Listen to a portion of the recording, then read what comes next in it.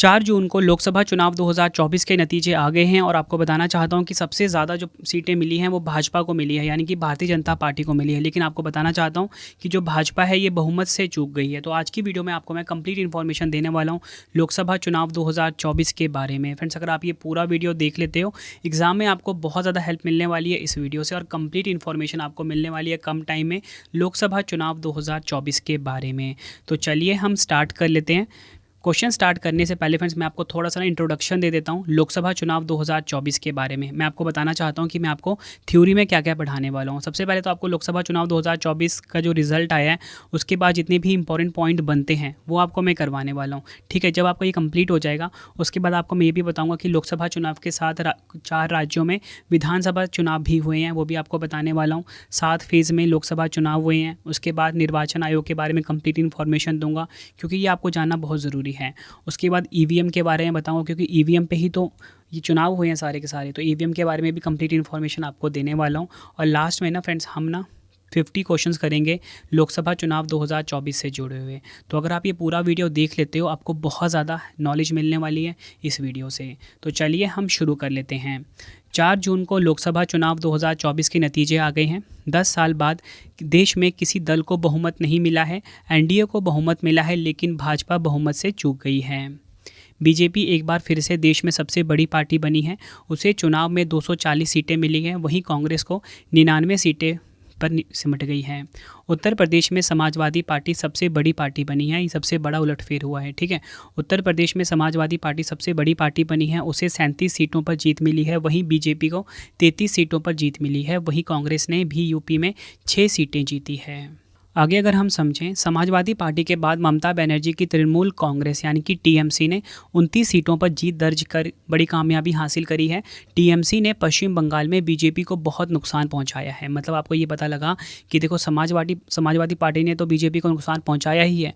उसके बाद जो ममता बनर्जी की तृणमूल कांग्रेस है यानी कि टीएमसी है, इसने 29 सीटें जीतकर भी बीजेपी को बहुत ज़्यादा नुकसान पहुँचाया। मतलब देखो फ्रेंड, एग्जिट पोल में ये बताया गया था कि जो उत्तर प्रदेश है और ये जो पश्चिम बंगाल है यहाँ पे बीजेपी को सबसे ज़्यादा सीटें मिलनी थी। लेकिन एग्जिट पोल बिल्कुल गलत साबित हुआ और सब कुछ उल्टा हो गया और बीजेपी के लिए ना ये जो इलेक्शन हुआ ना 2024 का बहुत ही बुरा हुआ है। मतलब कि पहली बार ऐसा हुआ है ना, देखो 2014 में जो इलेक्शन हुए थे उसमें भी बीजेपी को बहुमत मिला था, मतलब भारतीय जनता पार्टी को बहुमत मिला था। 2019 में भी बहुमत मिला था लेकिन इस बार बहुमत नहीं मिल पाया। ठीक है, महाराष्ट्र में उद्धव ठाकरे को भी बड़ी सफलता मिली है। उनकी पार्टी शिवसेना उद्धव गुट ने इस चुनाव में 9 सीटों पर जीत दर्ज की। उनके गठबंधन सहयोगी एनसीपी शरद पवार गुट ने 7 सीटें जीती हैं और वहीं शिवसेना का जो शिंदे गुट है इसने 7 और बिहार में लोक जनशक्ति पार्टी ने 5 सीटों पर विरोधियों को मात दी है। और फ्रेंड्स अगर हम बात करें असुद्दीन ओवैसी की पार्टी AIMIM को 1 सीट पर जीत मिली है। वह अपनी हैदराबाद सीट बचाने में कामयाब रहे हैं।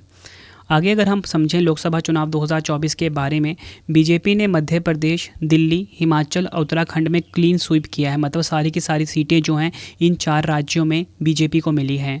अन्य दलों की बात करें तो इंडियन यूनियन मुस्लिम लीग को 3 सीटें मिली हैं, आम आदमी पार्टी को 3 सीट, झारखंड मुक्ति मोर्चा को 3 सीट, आंध्र प्रदेश की जनसेना पार्टी को 2 seat, communist party of India को 2 सीट, जनता दल सेक्युलर को 2 सीट।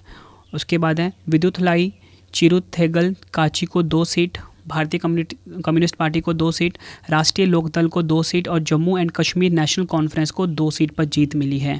फ्रेंड्स मैंने आपको वही पॉइंट रखे हैं यहाँ पे जो आपको पता होने चाहिए और एग्ज़ाम में पूछे जा सकते हैं आपसे। ठीक है, हर एग्ज़ाम के लिए ना ये टॉपिक काफ़ी ज़्यादा यूज़फुल है। 2024 का सबसे ज़्यादा ट्रेंडिंग टॉपिक है। इवन 2025 में भी कोई एग्ज़ाम होंगे ना तो आपके लिए ये वीडियो काफ़ी यूज़फुल रहेगी।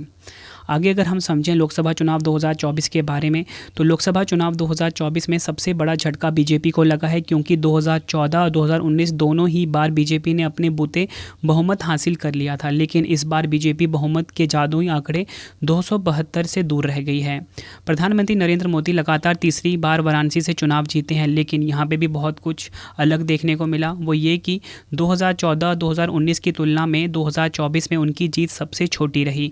पीएम मोदी ने यह चुनाव 1.52 लाख वोटों के अंतर से जीता। ठीक है, और आपको बताना चाहता हूँ एक मोस्ट इम्पॉर्टेंट लाइन, देश के पहले प्रधानमंत्री जवाहरलाल नेहरू के बाद नरेंद्र मोदी जी दूसरे ऐसे प्रधानमंत्री हैं जो लगातार तीसरी बार सत्ता में आ गए हैं। आगे अगर हम देखें लोकसभा चुनाव 2024 के बारे में कुछ और इम्पॉर्टेंट पॉइंट, 17वीं लोकसभा का जो कार्यकाल है ये 16 जून 2024 को समाप्त हो गया है। 18वीं लोकसभा के 543 सदस्यों को चुनने के लिए भारत में 19 अप्रैल 2024 से 1 जून 2024 तक आम चुनाव हुए हैं। चुनाव 7 चरणों में आयोजित हुए हैं और नतीजे 4 जून 2024 को घोषित किए गए हैं। यह दुनिया में अब तक का सबसे बड़ा चुनाव हुआ है जो 2019 के भारतीय आम चुनाव को पीछे छोड़ देगा। देश के चुनावी इतिहास में यह दूसरा मौका है जब लोकसभा चुनाव इतनी लंबी अवधि तक चलने वाला है। फ्रेंड्स, ये मैंने आपको कुछ बेसिक्स आइडिया दे दिए, ठीक है, लोकसभा चुनाव 2024 का जो फाइनल रिजल्ट आया है उसके बारे में, ठीक है। अब मैं आपको ना कुछ और फैक्ट बताता हूँ। देखो, मैंने आपको बताया कि लोकसभा चुनाव 2024 जो हो रहा है इसके साथ ना भारत के जो 4 राज्य हैं वहाँ पे विधानसभा चुनाव भी होने हैं। सबसे पहले हम बात करेंगे सिक्किम राज्य की, ठीक है, यहाँ पर होना है। उसके बाद अगर हम बात करें फ्रेंड्स, दूसरा राज्य है अरुणाचल प्रदेश, ये आप लोकेशन देख लीजिए, और ये सिक्किम है, ठीक है।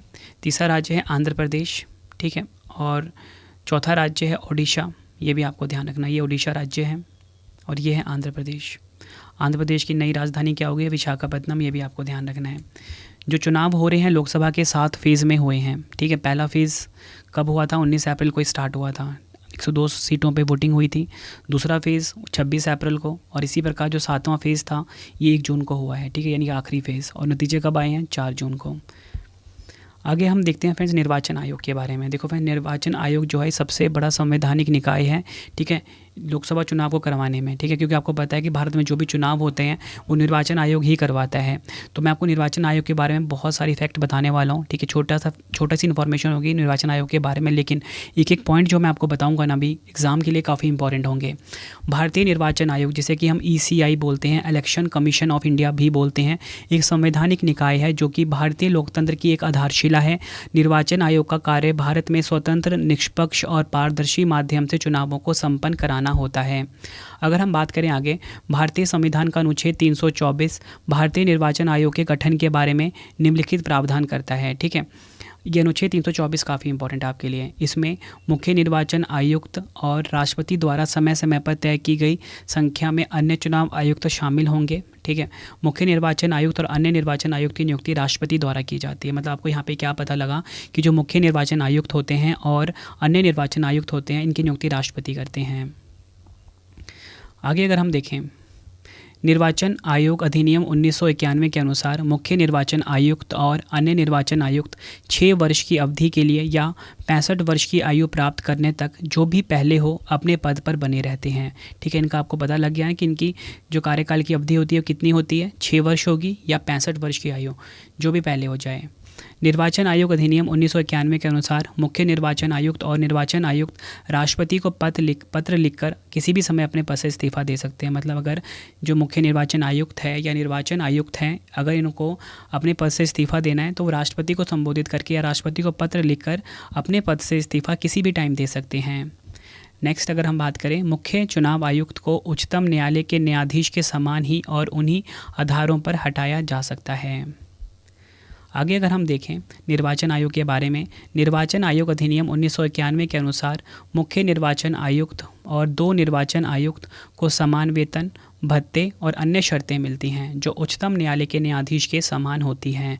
और इसी के साथ आपको बताना चाहता हूं कि जो भारत के पहले मुख्य चुनाव आयुक्त थे उनका नाम है सुकुमार सेन। काफ़ी बार एग्जाम में ये पूछा गया है। और आपको बताना चाहता हूँ वर्तमान में भारतीय निर्वाचन आयोग में एक मुख्य निर्वाचन आयुक्त और 2 निर्वाचन आयुक्त होते हैं। तो देखिए राजीव कुमार जी, ठीक है, इनकी आपने फ़ोटो देखी होगी अभी टीवी पे काफ़ी बार। तो ये हमारे देश के ना मुख्य चुनाव आयुक्त हैं, ठीक है, मतलब चीफ इलेक्शन कमिश्नर हैं राजीव कुमार, ये नाम आपको ध्यान रखना है। और इन्हीं के साथ ना 2 चुनाव आयुक्त की नियुक्ति हाल फिलहाल में ही हुई थी। एक है ज्ञानेश कुमार, यह फ़ोटो में देख सकते हो, यह है चुनाव आयुक्त नंबर 1। दूसरे हैं चुनाव आयुक्त नंबर 2, नाम है इनका सुखबीर संधू, यह है इनकी फ़ोटो, आप देख सकते हो। अब देखिए फ्रेंड्स, मैंने आपको निर्वाचन आयोग के बारे में कंप्लीट इन्फॉर्मेशन दे दी। अब हम बात करेंगे इलेक्ट्रॉनिक वोटिंग मशीन के बारे में, यानी कि EVM के बारे में। इलेक्ट्रॉनिक वोटिंग मशीन EVM के बारे में कहा जाता है कि यह न केवल चुनाव प्रक्रिया को आसान बनाती है बल्कि उसे विश्वसनीय भी बनाती है। इसके काम करने का तरीका सटीक और तेज होता है और इससे मतगणना भी बहुत तेज़ी से हो जाती है। सबसे अहम बात, इसमें एक ही व्यक्ति वोट डाल सकता है, जिससे अमान्य वोटों की संभावना खत्म हो जाती है। आपको ईवीएम का फुल फॉर्म भी पता लग गया, इलेक्ट्रॉनिक वोटिंग मशीन, और आपको पता भी लग गया कि ये चुनाव प्रक्रिया को आसान बनाता है, ठीक है, और विश्वसनीय भी बनाता है। और इसमें जो काम होता है ना बहुत ही सटीक होता है, बहुत ही तेज़ी से होता है, और जो मतगणना होती है वो भी बहुत तेज़ी से होती है। और सबसे बड़ी बात क्या होती है फ्रेंड्स, इसमें जिस पर्सन ने एक बार वोट डाल दिया वो दोबारा वोट नहीं डाल सकता, मतलब 100% बिल्कुल जेन्युइन वोट पड़ते हैं ईवीएम में। आगे अगर हम बात करें ईवीएम के बारे में, ईवीएम का प्रयोग सबसे पहले 1982 में केरल राज्य में किया गया था। एग्जाम के लिए काफ़ी इंपॉर्टेंट है, पूछा जाता है कि बताओ ईवीएम का प्रयोग सबसे पहले कब किया गया? 1982 में किया गया, केरल राज्य में।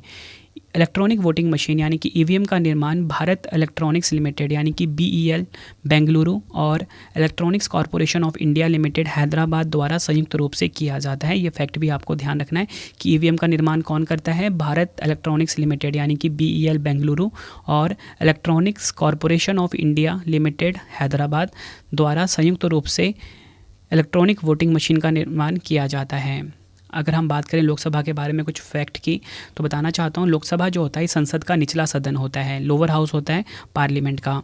इसका जो कार्यकाल होता है वो 5 वर्षों का होता है। लोकसभा का अध्यक्ष हैं प्रेजेंट में, मतलब कि 19 जून 2019 से ओम बिरला, ठीक है, अभी चेंज हो जाएंगे जब नया सरकार बनेगी। तो उपाध्यक्ष 25 मई 2019 से रिक्त स्थान पे हैं। सदन के नेता प्रधानमंत्री नरेंद्र मोदी जी हैं, ठीक है, 26 मई 2014 से, और तीसरी बार ना प्रधानमंत्री नरेंद्र मोदी जी ही बनने जा रहे हैं। विपक्ष के नेता 26 मई 2024 से रिक्त हैं। कुल सीटें हैं लोकसभा में 543, तो 543 सीटें आप ये देखिए, इस प्रकार से इसका बंटवारा हुआ है। पर 543 लोकसभा सीटों के लिए 7 चरणों में मतदान हुआ है, जिसमें कि जनरल के लिए है 412 सीटें, अनुसूचित जाति यानी कि एससी के लिए हैं 84 सीटें, और अनुसूचित जनजाति के लिए हैं 47 सीटें। मतलब कि एससी के लिए 84, एसटी यानी कि अनुसूचित जनजाति के लिए 47 सीट, और जनरल के लिए कितनी? 412। टोटल मिला के 543 सीटों पर चुनाव हुए हैं, ये आपको ध्यान रखना है। अगर मैं आपको लोकसभा चुनाव 2024 के बारे में बताऊं, तो मैं आपको बताना चाहता हूं कि जो 2024 का जो जनरल इलेक्शन हुआ है, लोकसभा चुनाव हुए हैं ना, ये पूरे विश्व का सबसे बड़ा चुनाव हुआ है, ठीक है। और इसमें कि ना जिसमें कि 97 करोड़ रजिस्टर्ड वोटर्स हैं, ठीक है, जिसमें जिन्होंने भाग लिया है। 10.5 लाख पोलिंग स्टेशन लगाए गए हैं। 1.5 करोड़ पोलिंग ऑफिशियल और सिक्योरिटी स्टाफ लगे हैं इसमें, ठीक है। 55 लाख ईवीएम का इस्तेमाल किया गया है। 4 लाख से ज़्यादा गाड़ियों का इस्तेमाल हुआ है ईवीएम को एक जगह से दूसरी जगह ले जाने के लिए बाकी कार्यों में, मतलब 4 लाख गाड़ियों का इस्तेमाल हुआ है, ठीक है, ये आपको ध्यान रखना है। अगर हम बात करें फ्रेंड्स, ये जो इलेक्शन कमीशन है, ठीक है, इन्होंने टोटल मिला के अभी तक 17 जनरल इलेक्शंस कराए हैं, 400 से ज़्यादा स्टेट असेंबली इलेक्शन करवाए हैं, 16 राष्ट्रपति चुनाव करवाए हैं, 16 उपराष्ट्रपति चुनाव करवाए हैं। मतलब ये गोल्ड स्टैंडर्ड का इसकी रेटिंग है। आगे अगर हम बात करें लोकसभा चुनाव 2024 के बारे में, तो मैं आपको बताना चाहता हूँ कि टोटल जो इलेक्टोर्स, मतलब टोटल जो मतदाता हैं जिन्होंने जो भाग लेंगे, 96.8 करोड़ रजिस्टर्ड हैं हुए हैं, ठीक है। अब कितनों ने भाग लिया वो आपको मैं आगे बताऊंगा, जिसमें कि मैं आपको ये बताना चाहता हूँ कि पुरुष कितने हैं, 49.7 करोड़ रजिस्टर्ड हुए हैं। महिलाएं हुई हैं 47.1 करोड़ रजिस्टर्ड हुई हैं। पहली बार जो वोट देने वाले हैं वो है 1.8 करोड़। उसी के साथ आपको बताना चाहता हूँ 88.4 लाख हैं PWD यानी कि जो फिज़िकली हैंडीकैप्ड हैं। 19.1 कर्मचारी हैं, मतलब पार्टिसिपेट करेंगे, यानी कि सर्विस इलेक्टोर्स पार्टिसिपेट करेंगे। 2.18 लाख लोग ऐसे हैं जिनकी उम्र 100 साल या 100 से ज़्यादा है, यानी कि सेंटेनियंस हैं। उसके बाद अगर हम बात करें 19.74 करोड़ जो हैं यंग वोटर्स हैं, जिनकी उम्र है 20 से 29 साल, और 48,000 इसमें ट्रांसजेंडरों ने भाग लिया है। और आपको बताना चाहता हूँ 82 लाख लोग ऐसे हैं जिनकी उम्र 85 साल से ज़्यादा है। ये सभी फैक्ट थे लोकसभा चुनाव 2024 के बारे में। सबसे ज़्यादा इंपॉर्टेंट आ जाता है अब लोकसभा चुनाव 2024 की टैग लाइन क्या है, आदर्श वाक्य क्या है। तो आपको बताना चाहता हूँ चुनाव का पर्व देश का गर्व, ये है लोकसभा चुनाव 2024 की टैग लाइन, ये आपको ध्यान रखना है। चुनाव का पर्व देश का गर्व। फ्रेंड्स, अगर आपको वीडियो की क्वालिटी, वीडियो का कंटेंट और आपके रवि सर की मेहनत पसंद आ रही है, वीडियो को लाइक और शेयर ज़रूर करें। कमेंट बॉक्स में अपना फीडबैक भी दें कि आपको मेरी वीडियो कैसी लगती है। फ्रेंड्स, कंप्लीट इन्फॉर्मेशन दे रहा हूँ, पूरा वीडियो देख कर जाना, बहुत ज़्यादा हेल्प मिलने वाली है आपको, और कंप्लीट नॉलेज आपको इसी वीडियो में मिल जाएगी, ठीक है। अब देखिए फ्रेंड्स, लोकसभा चुनाव 2024 में ना जो मुख्य चुनाव आयोग है, उन्होंने 3 मेन ऐप लॉन्च करे हैं, ठीक है। एक है VHA ऐप, ठीक है। तो VHA ऐप का मतलब क्या होगा, इसमें जो मतदाता सूची में ना जो लोग हैं अपना नाम देख सकते हैं, अपना नाम चेक कर सकते हैं कि उनका नाम इसमें है या नहीं है, ठीक है, VHA ऐप के द्वारा। अगर हम बात करें सी विजिल ऐप, ये काफ़ी इंपॉर्टेंट ऐप है। इसमें अगर कहीं पे भी कोई वायलेशन हो रही है, कहीं पे भी कुछ गड़बड़ी हो रही है, तो आप ना इस सी विजिल ऐप पे कंप्लेंट डाल सकते हो। उसके बाद अगर हम बात करें KYC ऐप की, ये ऐप बेसिकली आप इसमें चेक कर सकते हो जो कोई भी प्रत्याशी है, ठीक है, आप उसके बारे में उसको जांच कर सकते हो, ठीक है, कि वो सही है या नहीं है, उसका कोई क्रिमिनल रिकॉर्ड तो नहीं है, वो आप KYC ऐप के द्वारा जान सकते हो, ठीक है। और अगर हम बात करें, एक सुविधा पोर्टल भी लॉन्च किया गया। ये ऑनलाइन पोर्टल है जिसमें कि नॉमिनेशन को फिल किया जाता है और एफिडेविट्स को डाउनलोड किया जाता है।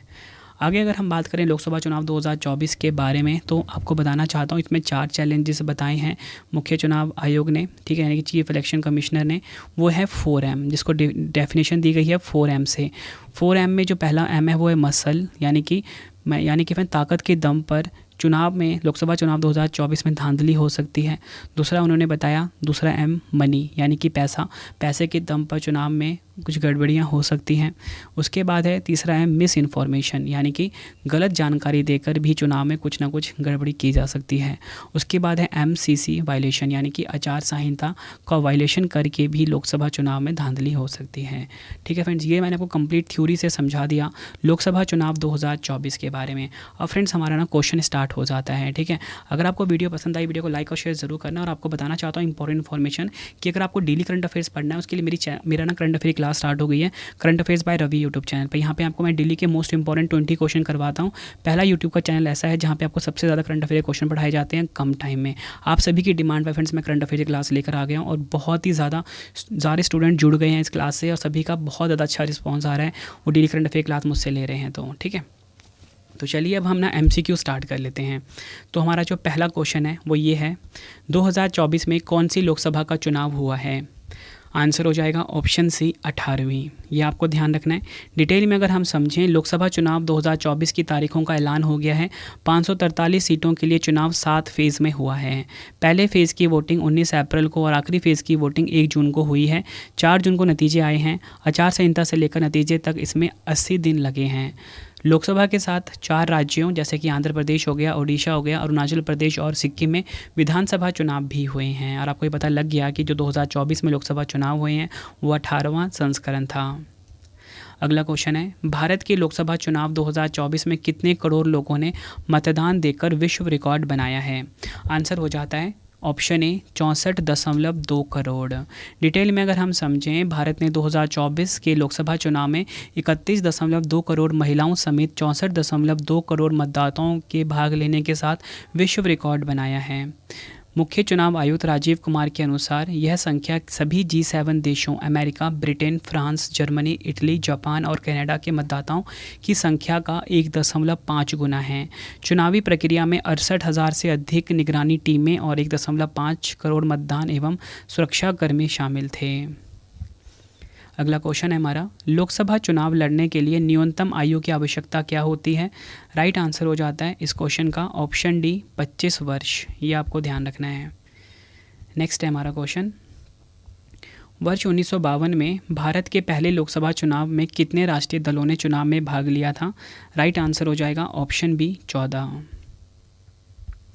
अगला क्वेश्चन, भारत के पहले लोकसभा चुनाव 1952 में कितनी ऐच्छिक सीटें और कांग्रेस ने इसमें से कितनी सीटें हासिल की? आंसर हो जाएगा ऑप्शन सी 489 और 364। भारत का जो पहला लोकसभा चुनाव 1952 है हुआ था, इसमें 489 ऐच्छिक सीटें और कांग्रेस ने इसमें से 364 सीटें हासिल करी थी। नेक्स्ट है हमारा क्वेश्चन, लोकसभा का चुनाव पहली बार किस वर्ष में हुए थे? राइट आंसर हो जाएगा ऑप्शन ए 1951-52 में लोकसभा का चुनाव पहली बार हुआ था। अगला क्वेश्चन, भारत में लोकसभा का चुनाव कितने वर्ष के बाद होता है? राइट आंसर हो जाएगा ऑप्शन बी 5 वर्ष के बाद। यह आपको ध्यान रखना है। नेक्स्ट है, सर्वप्रथम लोकसभा का गठन कब किया गया था? राइट आंसर हो जाएगा ऑप्शन सी 1952 में लोकसभा का गठन किया गया था और भारत के पहले आम चुनाव के बाद 17 अप्रैल 1952 को पहली लोकसभा का गठन हुआ था। नेक्स्ट है, लोकसभा का अध्यक्ष किसके द्वारा चुना जाता है? राइट आंसर हो जाएगा ऑप्शन डी लोकसभा के सदस्यों के द्वारा। नेक्स्ट है, लोकसभा का अध्यक्ष अपना त्यागपत्र निम्नलिखित में से किसको प्रस्तुत कर सकता है? राइट आंसर हो जाएगा ऑप्शन ए, लोकसभा के उपाध्यक्ष को। नेक्स्ट है, इनमें से कौन लोकसभा को भंग करने की शक्ति रखता है? आंसर हो जाएगा ऑप्शन ए, राष्ट्रपति। नेक्स्ट क्वेश्चन करवाने से पहले फ्रेंड्स, आप सभी के लिए एक इंपॉर्टेंट इन्फॉर्मेशन है कि आपके रवि सर की जो ई बुक की वेबसाइट है वो आ चुकी है, जहाँ पे आप जीके की, करंट अफेयर्स की, पॉलिटी, हिस्ट्री, ऑल सब्जेक्ट की ई बुक को बाय कर सकते हो। तो हमारा जो वेबसाइट है वो है www.ravibooks.pdf.com। यहाँ पे आपको GK, polity, history, current affairs हर सब्जेक्ट की बुक मिल जाती है। कम टाइम में आप किसी भी एग्जाम की तैयारी कर सकते हो फ्रेंड्स। बेस्ट कंटेंट प्रोवाइड किया गया ई बुक्स में। बेसिकली इसको इसी तरीके से डिज़ाइन किया गया, अगर आप किसी भी एग्जाम की तैयारी कर रहे हो ना, तो एक महीने में आप जीएस की तैयारी या करंट अफेयर की तैयारी कर सकते हो। मतलब बहुत ज़्यादा हेल्पफुल रहेंगी आपके लिए। और आप हमारा टेलीग्राम जरूर इंस्टॉल कर लेना, जरूर ज्वाइन कर लेना, जिसका नाम रवि स्टडी जीके है। इसको यहाँ पे आपको पीडीएफ्स मिल जाती हैं। मोबाइल एप्लीकेशन भी हमारा आ चुका है रवि स्टडी जीके नाम से, जहाँ पे आप जाके डेली करंट अफेयर का टेस्ट लगा सकते हो। ठीक है, जितनी आपको इन्फॉर्मेशन दी है मैंने, बाकी डिटेल में आपको लास्ट में बताऊँगा। ठीक है, अगला क्वेश्चन है हमारा, भारत में कितने लोकसभा निर्वाचन क्षेत्र हैं? राइट आंसर हो जाएगा ऑप्शन सी, 543। भारत में कुल मिला के 543 लोकसभा निर्वाचन क्षेत्र हैं। स्वतंत्र भारत की लोकसभा का पहला सत्र कब आयोजित किया गया था? राइट आंसर हो जाएगा ऑप्शन सी, 13 मई 1952। स्वतंत्र भारत की लोकसभा का जो पहला सत्र है ना, ये 13 मई 1952 को आयोजित किया गया था। एक वर्ष में लोकसभा के कितने सत्र होते हैं? आंसर हो जाएगा ऑप्शन ए, 3। एक वर्ष में लोकसभा के 3 सत्र आयोजित किए जाते हैं। पहला होता है बजट सत्र, फरवरी से मई तक। दूसरा होता है मानसून सत्र, जुलाई से सितंबर तक। शीतकालीन सत्र, नवंबर से मध्य दिसंबर तक। अगला क्वेश्चन, लोकसभा की अधिकतम संख्या क्या है? राइट आंसर हो जाएगा ऑप्शन डी, 552 जो है ये लोकसभा की अधिकतम संख्या है। अगला क्वेश्चन, भारत के वर्तमान मुख्य चुनाव आयुक्त कौन हैं? राइट आंसर हो जाएगा ऑप्शन बी, राजीव कुमार भारत के वर्तमान मुख्य चुनाव आयुक्त हैं। भारत का मुख्य चुनाव आयुक्त भारत के चुनाव आयोग का प्रमुख होता है। नियुक्ति होती है भारत के राष्ट्रपति के द्वारा। अवधि होती है कार्यकाल की 6 वर्ष या 65 वर्ष की आयु तक, जो भी पहले हो। और चुनाव आयुक्त है हमारे देश के ज्ञानेश कुमार और सुखबीर सिंह संधू, और पहले मुख्य चुनाव आयुक्त थे सुकुमार सेन। ये सभी फैक्ट आपको ध्यान रखने हैं। अगला क्वेश्चन, स्वतंत्र भारत की पहली लोकसभा के प्रथम उपाध्यक्ष कौन थे? राइट आंसर हो जाएगा ऑप्शन सी, अनंत शयनम अयंगर। ये आपको ध्यान रखना है। अगला क्वेश्चन, लोकसभा की प्रथम महिला अध्यक्ष कौन थी? राइट आंसर हो जाएगा ऑप्शन ए, मीरा कुमार लोकसभा की प्रथम महिला अध्यक्ष थी। नेक्स्ट है, लोकसभा में केंद्र शासित प्रदेशों के लिए अधिकतम कितनी सीटें हो सकती हैं? आंसर हो जाएगा ऑप्शन ए, 20। अगला क्वेश्चन है, लोकसभा का पीठासीन अधिकारी कौन होता है? आंसर हो जाएगा ऑप्शन ए, लोकसभा स्पीकर, या बोल सकते हो लोकसभा अध्यक्ष। नेक्स्ट है, जब अध्यक्ष और उपाध्यक्ष दोनों के पद रिक्त हों तो लोकसभा की अध्यक्षता कौन करेगा? राइट आंसर हो जाएगा इस क्वेश्चन का ऑप्शन बी, राष्ट्रपति द्वारा मनोनीत लोकसभा सदस्य। नेक्स्ट है हमारा क्वेश्चन, भारतीय संसद का कौन सा सदन जनता द्वारा प्रत्यक्ष रूप से निर्वाचित सदन है? आंसर हो जाएगा ऑप्शन ए, लोकसभा। अगला क्वेश्चन, संसद के दोनों सदनों की संयुक्त बैठक की अध्यक्षता कौन करता है? राइट आंसर हो जाएगा ऑप्शन बी, लोकसभा अध्यक्ष। नेक्स्ट है, सामान्यतः लोकसभा की प्रत्येक बैठक का पहला घंटा जिसमें सवाल पूछे जाते हैं और उनका उत्तर दिया जाता है क्या कहलाता है? राइट आंसर हो जाएगा ऑप्शन सी, प्रश्नकाल कहलाता है। नेक्स्ट है हमारा क्वेश्चन, नारी वंदन अधिनियम 2023 के अनुसार लोकसभा में महिलाओं के लिए कितना प्रतिशत सीट आरक्षण का प्रावधान किया गया है? आंसर हो जाएगा ऑप्शन ए, 33%। नेक्स्ट है हमारा क्वेश्चन, यह कौन निर्धारित करता है कि कोई विधेयक सामान्य विधेयक है या धन विधेयक? आंसर हो जाएगा ऑप्शन ए, लोकसभा अध्यक्ष। अगला क्वेश्चन, लोकसभा में आम बजट कौन प्रस्तुत करता है? राइट आंसर हो जाएगा ऑप्शन ए, वित्त मंत्री जो होते हैं ये लोकसभा में आम बजट को प्रस्तुत करते हैं। अगला क्वेश्चन, केंद्र सरकार के खिलाफ अविश्वास प्रस्ताव किस में पास किया जा सकता है? आंसर है ऑप्शन ए, लोकसभा में। नेक्स्ट है, भारत की संसद किन किन से मिलकर बनती है? राइट आंसर हो जाएगा ऑप्शन सी, राष्ट्रपति, लोकसभा और राज्यसभा से। लोकसभा के जनक के रूप में किसे जाना जाता है? राइट आंसर हो जाएगा ऑप्शन ए, जीवी मावलकर। जीवी मावलकर को लोकसभा के जनक के रूप में जाना जाता है? अगला क्वेश्चन, भारत में आदर्श आचार संहिता यानी कि कोड ऑफ मॉडल कंडक्ट कब लागू होता है? राइट आंसर हो जाता है इस क्वेश्चन का हमारा ऑप्शन सी, चुनावी तारीख की घोषणा के तुरंत बाद। अगला क्वेश्चन है हमारा, भारत में चुनावी तारीख के ऐलान के बाद आदर्श आचार संहिता कौन लागू करते हैं? राइट आंसर हो जाएगा ऑप्शन सी, भारतीय निर्वाचन आयोग। अगला क्वेश्चन, आदर्श आचार संहिता कब से कब तक लागू रहती है? राइट आंसर हो जाता है इस क्वेश्चन का ऑप्शन ए, चुनावी तारीखों के ऐलान के बाद से रिजल्ट घोषित होने तक।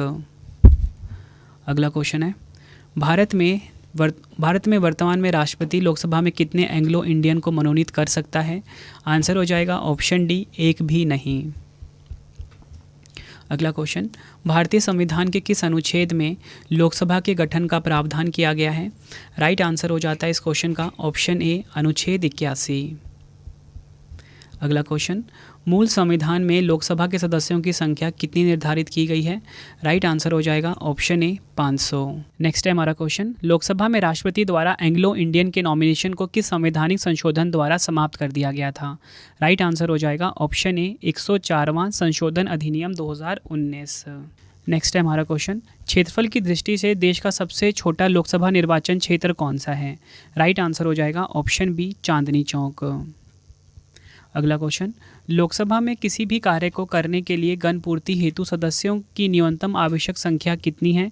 आंसर हो जाएगा ऑप्शन बी, सदन के सदस्यों की कुल संख्या का 10वां भाग। ये सभी फैक्ट आपको ध्यान रखने हैं जो कि मैं आपको एमसीक्यू फॉर्मेट में करवा रहा हूँ। अगला क्वेश्चन, लोकसभा का कार्यकाल 5 वर्ष से अधिक किस अवस्था में बढ़ाया जा सकता है? राइट आंसर हो जाएगा ऑप्शन ए, जब राष्ट्रीय आपातकाल लागू हो, उस स्थिति में लोकसभा का कार्यकाल 5 वर्ष से अधिक बढ़ाया जा सकता है। अगला क्वेश्चन, लोकसभा के किसी सदस्य की सदस्यता कितने दिनों तक लगातार अनुपस्थित होने पर समाप्त हो जाती है? आंसर हो जाएगा ऑप्शन ए, 60 दिन। नेक्स्ट है, लोकसभा के 2 बैठकों के बीच कितने समय से ज़्यादा का अंतराल नहीं होना चाहिए? आंसर हो जाएगा ऑप्शन बी, 6 माह। अगला क्वेश्चन, अस्थायी लोकसभा अध्यक्ष को कौन नियुक्त करता है? राइट आंसर हो जाएगा ऑप्शन सी, भारत के राष्ट्रपति। अगला क्वेश्चन, आपातकाल के दौरान संसद लोकसभा का कार्यकाल एक बार में कितने समय के लिए बढ़ा सकती है? राइट आंसर हो जाएगा ऑप्शन ए, 1 वर्ष। अगला क्वेश्चन, लोकसभा में अनुसूचित जाति और अनुसूचित जनजाति के लिए सीटों का आरक्षण संविधान के किस अनुच्छेद से संबंधित है? राइट आंसर हो जाएगा इस क्वेश्चन का ऑप्शन ए, अनुच्छेद 330। ये आपको ध्यान रखना है। अगला क्वेश्चन, भारत के किस राज्य में लोकसभा सीटों की संख्या सर्वाधिक है? राइट आंसर हो जाएगा ऑप्शन बी, उत्तर प्रदेश। भारत का जो उत्तर प्रदेश राज्य है, यहाँ पे लोकसभा सीटों की संख्या सबसे ज़्यादा है, कुल 80 लोकसभा सीटें हैं। अगला क्वेश्चन, प्रत्येक राज्य के लिए लोकसभा निर्वाचन क्षेत्रों की संख्या किसके आधार पर निर्धारित की जाती है? राइट आंसर हो जाएगा इस क्वेश्चन का ऑप्शन ए, जनसंख्या। नेक्स्ट है हमारा क्वेश्चन, वर्तमान में लोकसभा में अनुसूचित जातियों के लिए आरक्षित स्थानों की संख्या कितनी है? राइट आंसर हो जाएगा ऑप्शन सी, 84।